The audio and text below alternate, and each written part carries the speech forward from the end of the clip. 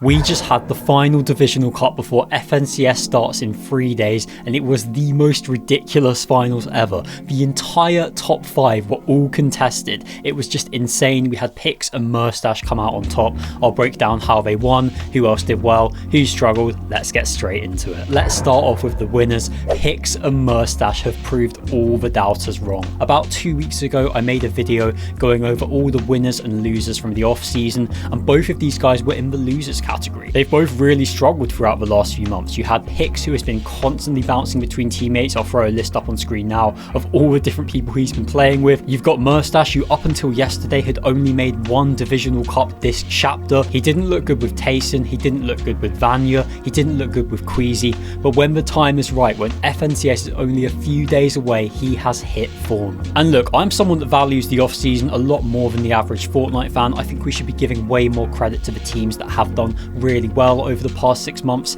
However, just because you haven't been performing in the off season does not mean you won't be good going into FNCS, and Merstach and Pixx are a great example of that. And the way they won this cup was honestly staggering. As I said in the intro, the top 5 teams in this tournament were all contested, which is something that I've never seen before. I mean, it's utterly bizarre. We had Dharm and Dimash win whilst contested last week. The same thing happened again this week. I don't know what's in the water right now, but it's just crazy. Merstach and Pixx landed over at Battlewood Boulevard. They were at the south side and they were fighting in a lot of the games. The key thing that I noticed when I went into the VODs is that they fought the spawn fight on their own terms. What I mean by that is that they didn't get forced into encounters that they weren't happy with. If they wanted to evade fights and just stay in their designated area, then they would do that. But when the time was right, they were looking for encounters, and a lot of the time they were very successful. I mean, they didn't die once off spawn, they didn't die in the early game at all, which, considering there were so many teams at Battlewood, I'll throw up a map now so you can see, is very, very impressive. They played the early game very intelligently. Battlewood is one of those spots that isn't a 50-50 because it's so large, because it's such a big POI. You can fit a lot of teams in there without it being too congested, and because of that, Pixx and Merstach were able to keep to their south side. They were able to keep to the area that they had, and it worked out pretty well for them. They started the tournament in style, winning game 1. It got a little bit ropey towards the middle, but they brought it back at the end, winning the final game to secure first place overall. It was a really, really good tournament for them, and honestly, the more I think about this team, the more I get genuinely excited. You've got Pixx, who is a great IGL, someone who had a breakout year last year. Obviously, in the last video, I spoke a lot about Dharm and Dimash after their win. I was giving them a lot of credit, and it feels nice to be able to give the same credit to Pixx as well, because he deserves it. He's a great player. He's had a turbulent few months bouncing between teammates, but I'm glad he's found some success. It's also worth noting that Merstach had the most eliminations and the most damage out of every single player in the lobby. It was just an insane tournament for him. And of course, Merstach is someone with undeniable quality. He's the reigning global champion for a reason. Yes, he's had a tough few months, but I'm so glad to see him back to his best again. And listen, what's even more impressive is that these guys won with very unfavorable zones. I'll throw up the zone map here. You can see that a lot of them pulled to the northeast of the map, which is well away from Battlewood Boulevard. So fair play to Pixx and Merstach. They didn't let that affect them. Considering they've been playing together for less than a week, and this is their second tournament win. They won the Havoc Cup the other day. I mean, that's just crazy. I mean, what a start to life. I said in that winners and losers video 2 weeks ago that both of these players would need to have an immediately good start to season 2, and they've gone and done that, and now they are looking very, very good with FNCS coming up. Fair play to them. In second place, we had Vico and Malabuka. Now, these guys were fighting the Polish duo of Dinas and Fochka every game over at Frigid Fortress, and they were undefeated right up until the last game of the tournament. Going into that, they were in first place. Unfortunately for them, they died off spawn and were unable to challenge for the win. But listen, it was still a pretty solid tournament for them, and they're in a great spot for FNCS. More than likely, they'll be frustrated with the second place, especially since had Dinas and Fochka not been taking that north section of the split, maybe they could have challenged for the win come the end of the tournament. But listen, I do think they're in a great spot. The question does remain as to whether they can lock down Frigid Fortress for themselves. Dinas and Fochka are a solid team and one that could potentially qualify for Grands, so we'll have to see how that all plays out. But listen, second, I do think they should be taking that as a positive. In third place, we had Sky and Scroll, and for want of a better term, these guys are situation proof. And what I mean by that is that it doesn't matter if they're uncon or if they've got 3 teams landing at their POI. Whatever the situation is, they make the best of it. They always find a way to perform. They are so adaptable, so resilient, and even with all the teams landing over at Battlewood Boulevard, they found found a way to perform, and they were challenging for the win right up until the final game. Listen, these guys are one of the best teams in EU right now. I mean, there's an argument to say that they are one of the best. I think the only thing that could potentially hold them back in an FNCS Grands is the fact that Battlewood is such a big POI, and there will be other teams that land there. We know that Merstach and Pixx seem to want to land up that south side now. We'll have to wait and see who qualifies for Grands and how that leaves Sky and Scroll. That all remains to be seen. In fourth place, we had Yapko and Panzer, and it's nice to see these guys throwing themselves back into the mix. Honestly, they've been very inconsistent, but we all know that they have a lot of quality. They, of course, won Divisional Cup Week 3 last season. They also came second in the most recent EWC qualifier, so there's been plenty of opportunities for us to see their talent. Unfortunately, there's also a lot of times where they're not performing. There's also a lot of times where the results aren't that impressive, but this was one of the good ones. Fourth place, considering they were contested over at Painted Palms. I mean, yep, you're noticing that's a bit of a theme here.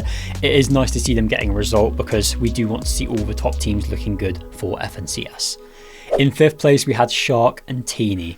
And yes, again, they had two teams landing on their POI, Ziandi and Kiko and Husky and Fishy X, but they didn't let that stop them from doing well. Again, these guys were challenging for the win right up until the final game of the tournament. Unfortunately, it all kind of went wrong for them. They took a fight on the edge of the map against Wavy and Josh75. Shark ended up getting eliminated and they couldn't really recover the game from there. I did mention in my pre-tournament analysis that I felt like Shark and Teeny were the most tactically astute team at that POI. They are the ones that are capable of reading the fights well, not engaging when they don't need to, landing at the north side to avoid the fighting. I felt like they played it very smart, and we saw that in the first 4 games. I mean, they won games 2 and 4. They were in first place with 2 games left, and it just didn't quite go well for them after that. They got lurked on by Lixium and Neuer in the 6th zone of game 5, and then of course game 6 didn't go to plan either.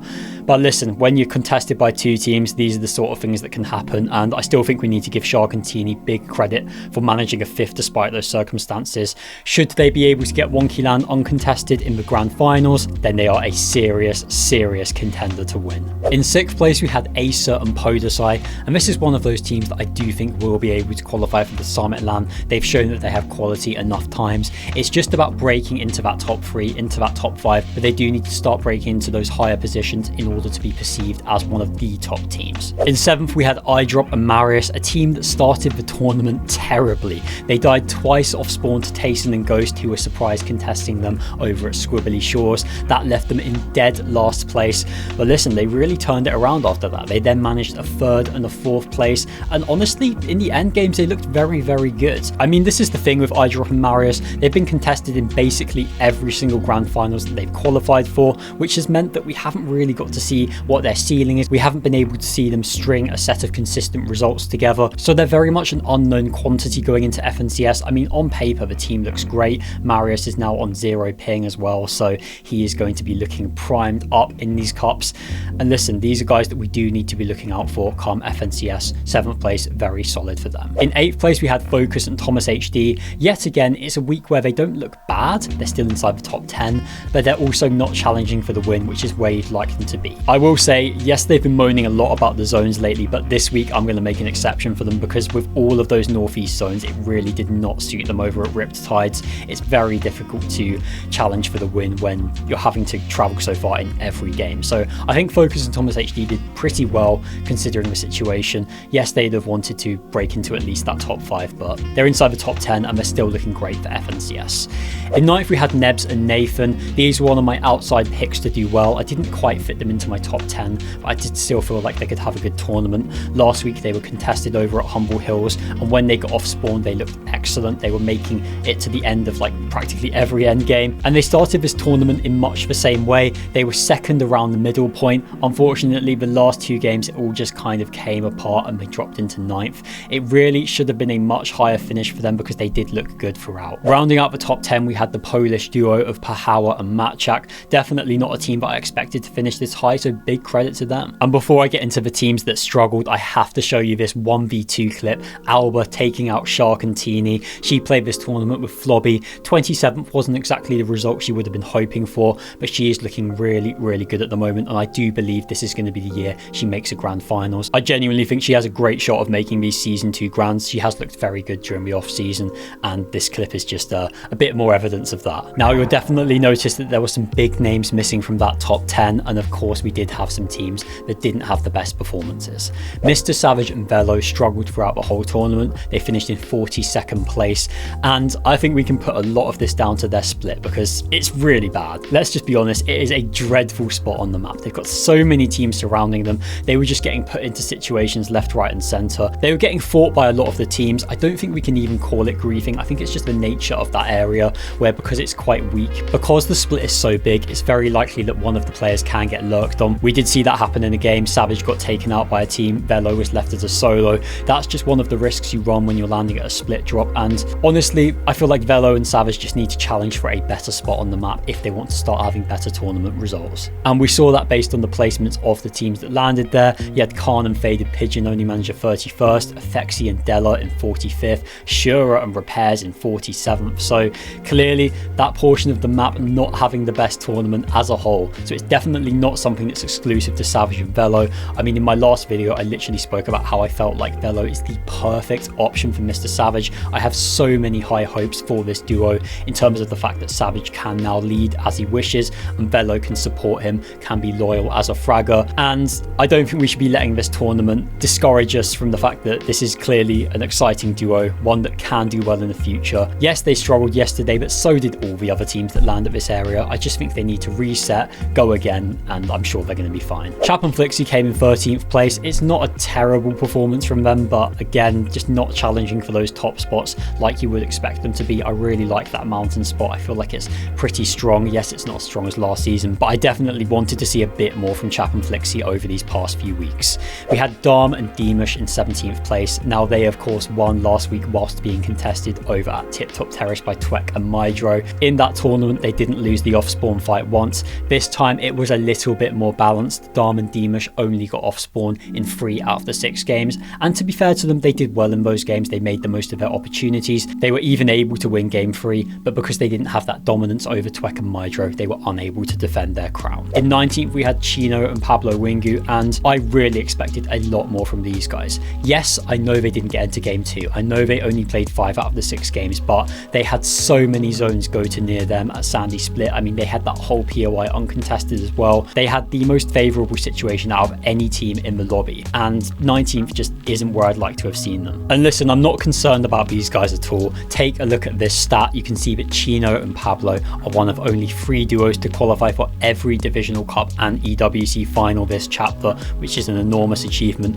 It shows how consistent they've been, and yes, they've not been able to quite manage that first place in the Div Cup finals, but don't let that take away from their clear quality. They are looking great and they will be one of the favourites for FNCS. In 23rd we had a team that I am getting a little bit concerned about. That's Swizzy and Pixxy. Now yet again, these guys were uncontested over at Dark Dominion, and yet again they couldn't even break the top 20. They finished 21st last week, now 23rd. They're just missing something. There's clearly something in their game that is lacking, and honestly for 2 players with such incredible quality as Swizzy and Pixxy, they can't be performing this badly. They have to be doing better, and I definitely think that this upcoming FNCS is going to be make or break for them.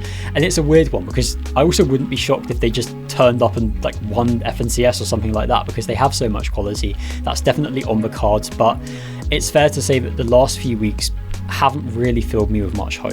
In 24th we had Akira and Karama. Now these guys have been great lately. They've been performing really well. They of course came 3rd last week. This just wasn't their tournament, but I am still feeling good about these guys. In 32nd we had Kami and Hari, and like Swizzy and Pixxy, this is a team that for the quality they have, for the historical performances that we've seen from these guys, I would be expecting more. I predicted them to finish in 2nd because I really like their POI of the Lighthouse. I feel like with the launch pads, with the fish you can get from there, it's a really nice spot. And yes, the zones didn't really pull to them, but 32nd place is very low down for a team that we'd expect a lot more from. If we're being brutal, they're yet to look good this entire chapter. Their highest divisional cup placement was a 7th, but that was in week 1 of season 1. Since then, they just haven't been challenging. We'll see how they get on in the next few weeks, but these early signs aren't great. So here's my pre-tournament predictions. As you can see, it was a complete mess this week. I didn't have Pixx and Merstach even in the top 10 because I thought that being contested would be a bit of a death sentence for them, but obviously the way they played that spawn fight so intelligently meant that they were able to do well. Definitely a week to forget in terms of predictions, but in fairness, who would have expected that the top 5 teams would all be contested? I mean, no one is predicting that. Over on NA Central, we had Peterbot and Poyo win. Absolutely no shocks there. From an EU standpoint, it was pretty uneventful. We only had 3 duos in those finals. Scroll and Zany, the highest placing, in 24th place. We had Nebs and Roban in 34th, and Syaz and Focus in 43rd. Now on Wednesday, we had the Eval Cup, and I'll briefly go over who won games in that. We had Dan Depuzo and Werex winning game 1. Werex put in an insane solo clutch, genuinely one of the best I've seen this whole year so far.